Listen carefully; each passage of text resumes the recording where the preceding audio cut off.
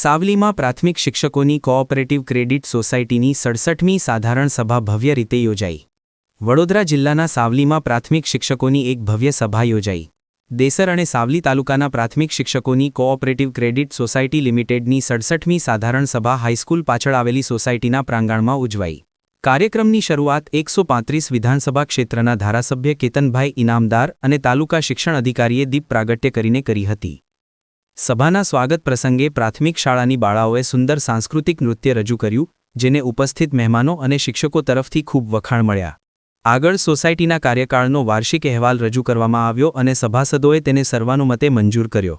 કાર્યક્રમ દરમિયાન 12મા ધોરણમાં ઉત્તમ માર્ક્સ મેળવનાર વિદ્યાર્થીનીઓને ધારાસભ્ય કેતનભાઈ ઇનામદારના હસ્તે સન્માનિત કરવામાં આવ્યા અને પ્રોત્સાહન ઇનામ આપવામાં આવ્યા। તે સાથે નિવૃત્ત થયેલા શિક્ષકોનું પણ સન્માન કરવામાં આવ્યું, જેને કારણે કાર્યક્રમને વધુ યાદગાર બનાવાયો। આ પ્રસંગે જિલ્લા પ્રાથમિક શિક્ષક સંઘના અધ્યક્ષ રણજીતસિંહજી પરમારે શુભેચ્છા વ્યક્ત કરતા જણાવ્યું કે સોસાયટી સતત વિકાસના નવા આયામો સર કરે અને શિક્ષક વર્ગને આર્થિક મજબૂતી આપે તેવો આશાવાદ વ્યક્ત કર્યો હતો। તેમણે સંચાલકોને અભિનંદન પાઠવ્યા હતા। સભા દરમિયાન ભવિષ્ય માટે મહત્વપૂર્ણ નિર્ણયો પણ લેવામાં આવ્યા।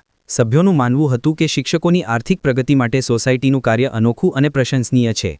આશા ન્યૂઝ ગુજરાતી રિપોર્ટર સૈયદ મુસ્તાક અલી, સાવલી। સાવલી અને દેસર તાલુકાના પ્રાથમિક શિક્ષકોની સહકારી મંડળીની આજે વાર્ષિક સાધારણ સભા યોજવા જઈ રહી છે।